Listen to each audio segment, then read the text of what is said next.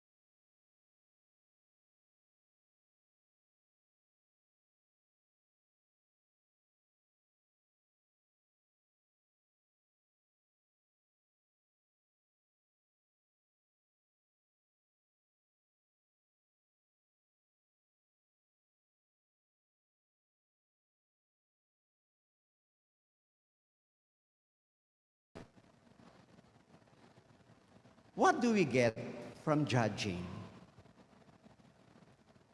Ano po ba nakukuha natin sa paghusga sa ibang tao? Ano ba ang nakukuha natin? What do we get?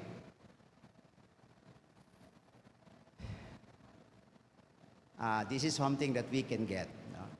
Usually, pag meron tayong sama ng loob sa isang tao, pumapasok tayo sa, hindi judgment eh. That is not the word that we use eh, judgment.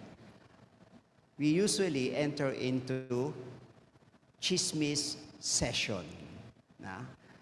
And what happens in the chismis session? Of course, there are people who attend the chismis session. And who are these people who attend the chismis session? These are the same people who have the same grudge or grudges to about somebody whom they do not like. For example, in the chismis session, some colleagues may be talking about their boss. Pareho nararamdaman nila sa boss. So they talk about the boss. Or if not, they talk about their colleague. And what surfaces during the chismis session? You don't see it. You don't see it because very unconscious. What emerges in the chismis session is what we call the collective anger. Collective anger. Alam niyo po ba yung chismis sa Ingles? Ano ba yung chismis sa Ingles? Gossip? Hindi. Sugar-coated anger. Sugar-coated anger. Kaya pag ang isang tao, chismoso at chismosa, may tinatagong matamis na galit yan. Kaya nga sugar-coated eh. No? But it comes out in a form of chismis to get back on you. So what do we get from judging or passing judgment on the other? Nothing. We don't get anything. We only get the burden of hatred that is building in our hearts. That is what happens. We build hatred that builds in our heart. And if this hatred is not corrected through humility, this hatred can cause inner restlessness, emotional stress, leading to physical illness. Nakita niyo yun, ha? Probably we're not aware of it, ha? But that is actually what happens when we continue to pass judgment and unconsciously coming from hatred. Why is it so easy for us to pass judgment? Why is it so easy? Bakit ba ang dali mag-pass ng judgment sa ibang tao? You know the reason? Because unconsciously, we think that we are better than the others. We put ourselves We put ourselves over the other. We think or we believe that we think better, we act better. In short, we are just better. And this sense of superiority, in fact, this sense of superiority makes us to be more centered on ourselves. Mas nagiging sentro tayo sa sarili natin. And the more we make ourselves the center, then the world around us is easily controlled and manipulated. Meron po ba kayong grievance committee rito? Meron po ba? Tinatanong ko si Ate Sally kanina, meron ba kayong grievance committee? Meron? Kung wala, wag na kayong gumawa. Hindi na kailangan yan. You know the reason why? Because whenever you have a grievance committee, ano bang role ng grievance committee? The grievance committee gathers complaints coming from people, from the employees. And then what do the grievance committee do? They just gather them and then they are asked to make a response. The reason why we have this grievance committee is because the atmosphere of communication or dialogue is not present. Do we need this? No, we don't. We don't need this because if we are able to create an atmosphere or an environment in which we are open to each other, in which our lines of communications are open, then, and we encourage that, we don't need it because we can just easily approach the person. The reason why Jesus discourages us or advises us not to judge, because when we judge, we build or we create walls than building bridges. When we judge, we put someone in isolation and discriminate that person. Di ba po? Pag meron tayong hinuhusgahan, dinidiscriminate natin yan. And very often, our judgment of somebody is not done with charity. Sometimes it is done with arrogance. If we want to correct somebody, and this is where I believe one way of avoiding passing judgment, it is to reach out and communicate. When somebody is very much into passing judgment, I tell you, that person becomes isolated. I know of a person, there is a devout woman who is very active in the parish. No? Active siya sa parokya. Pero ang daming ayaw sa kanya. Napaka-involved niya. Very involved siya sa parish activities and everything. Pero people do not like her. You know why? Matindi ang dila.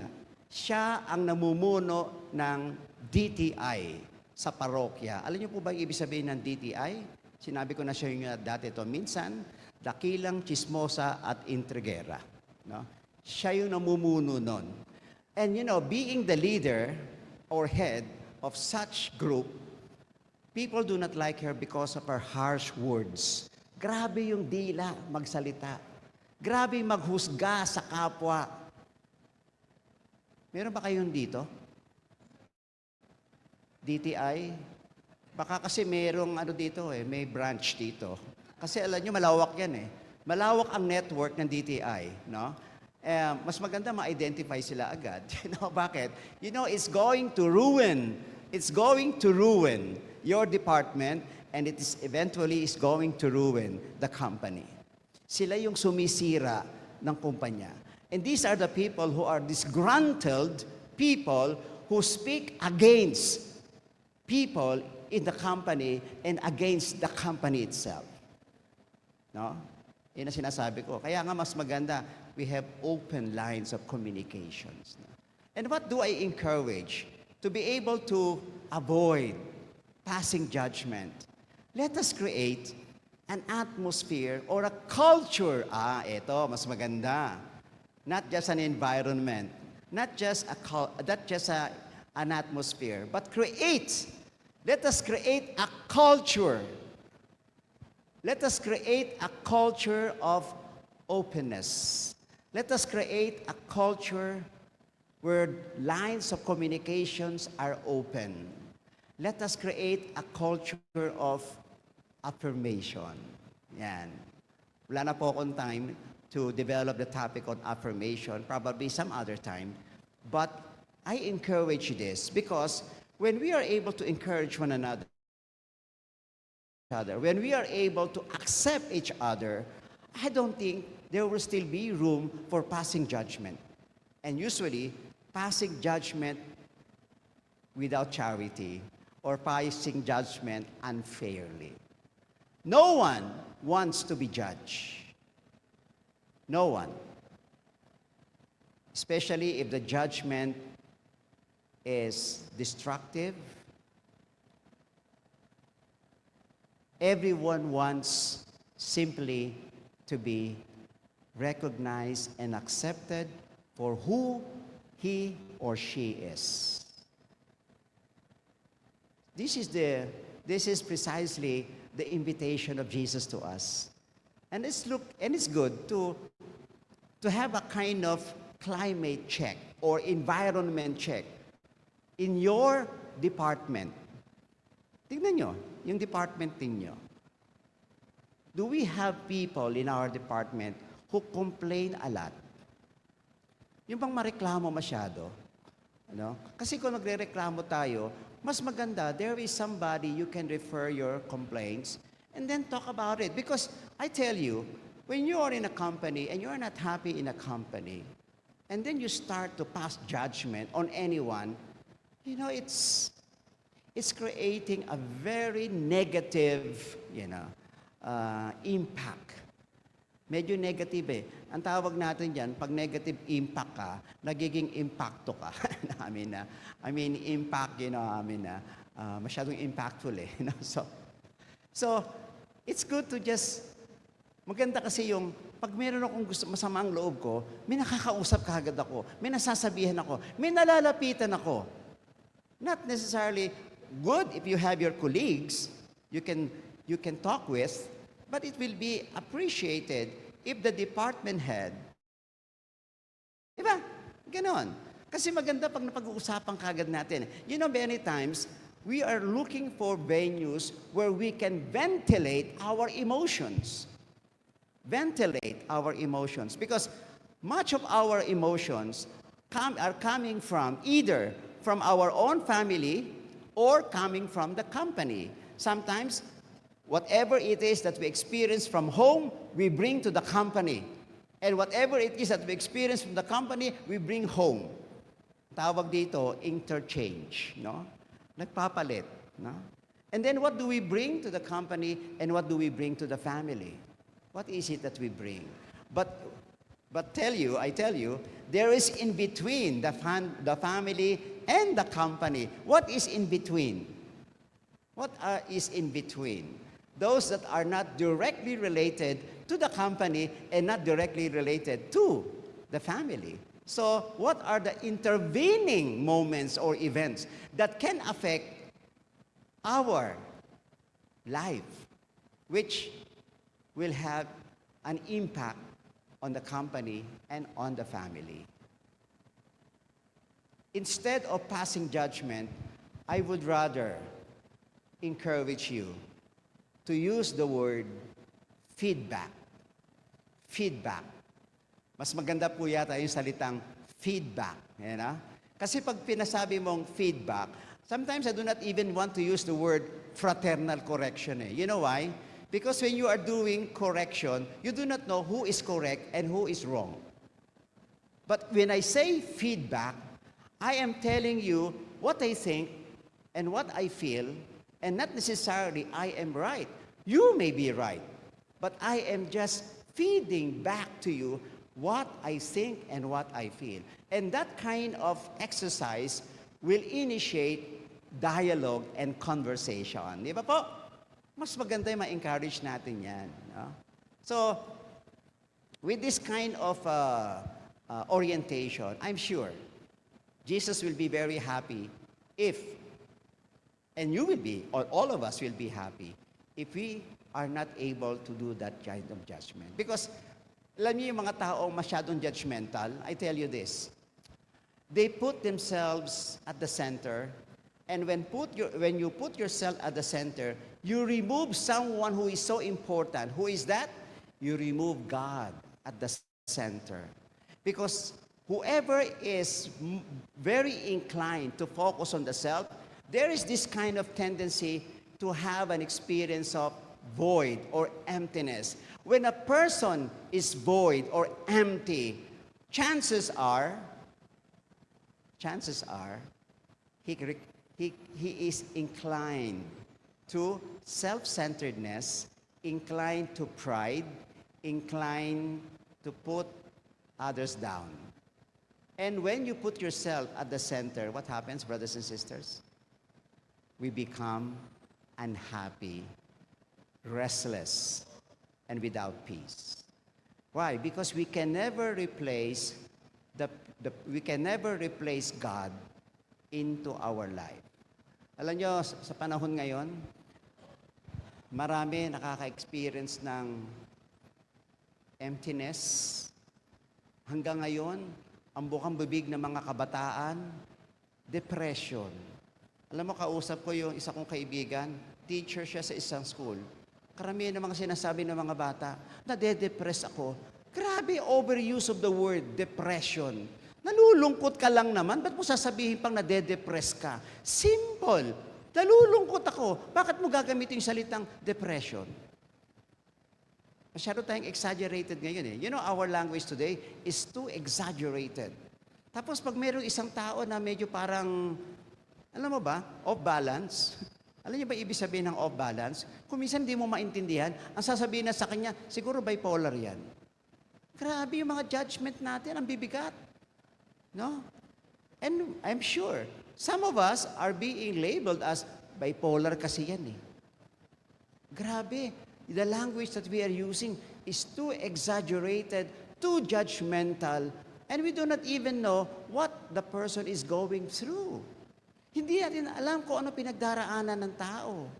Umiiyak sa isang sulok. Oh, ano ini-emote mo dyan? Judgment kagad tayo. Why don't we be more understanding and caring? You know, the word that we can use to someone who may be in a difficult situation is not to judge, instead to show care and love. Why? Because I'm sure, masasave natin itong taong ito. Alam niyo, maraming mga nag-suicide, pwede sanang na-save eh. Pero hindi na-handle mabuti eh. Yan ba? Yung sinasabing, gusto ko magpakamatay, eh di magpakamatay ka, ayun na, tuluyan na nga. Pag may nagsasabi, sorry if I've always insert this kind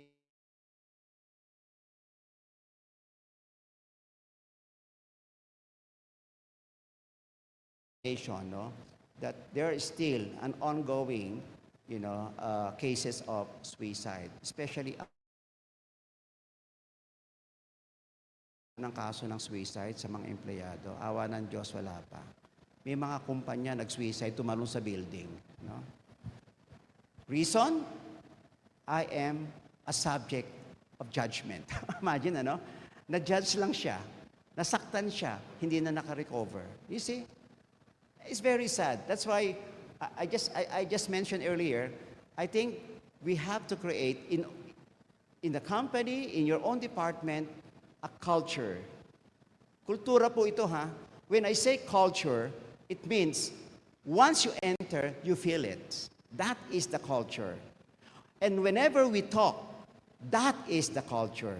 The way we behave, the way we relate with one another, it is a culture. That's why when you say, a culture of affirmation, a culture of love, care, and that is precisely what Jesus is telling his disciples. When you go around, proclaim the good news. Create the culture of love. It's so sad, brothers and sisters, no? If you are looking at our society today, anong kultura ang nakikita natin sa kultura natin ngayon?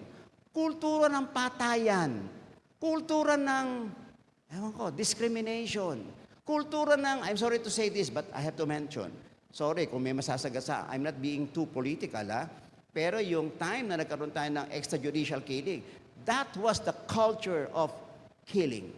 Ang daming namatay, inosenteng namatay. Hindi ko pwede sabihin na hindi totoo yan, nangyayari yan. Now, for those of you, and we declare that we are Christians, and we have our own values, and we say, okay lang yan, masamang tao yan eh. I don't think we are in the right place. Because this is just the message of Jesus. That's why si Sister Alma kanina nabanggit in the prayer about the war going on in the Middle East. Nakialam ang US. You know, my God, we do not know where will this end. And we pity those victims of war, mostly innocent people. No? Anyway, brothers and sisters, I may be going far. No? Medyo lumalayo na yung aking topic about judgment, but I think I'm still within, the tone of not passing judgment, because usually when we pass judgment, we create division, we create war, we create isolation and discrimination. And we do not want that to happen in our families, in our company, and also in society. So let us pray that we take the words of Jesus, not to pass judgment, so that we will not be judged, but to be caring, to be loving. And in loving and in caring, we will bring peace. This peace that will eventually make us heal. Kailangan lang po natin ma-heal tayo. And when we are talking about healing, what do we mean by healing? Healing is a result, a consequence of the peace that we want to create. May God bless us, in our efforts to be more caring and loving, just as He is caring and loving of us. Thank you very much. God bless you all.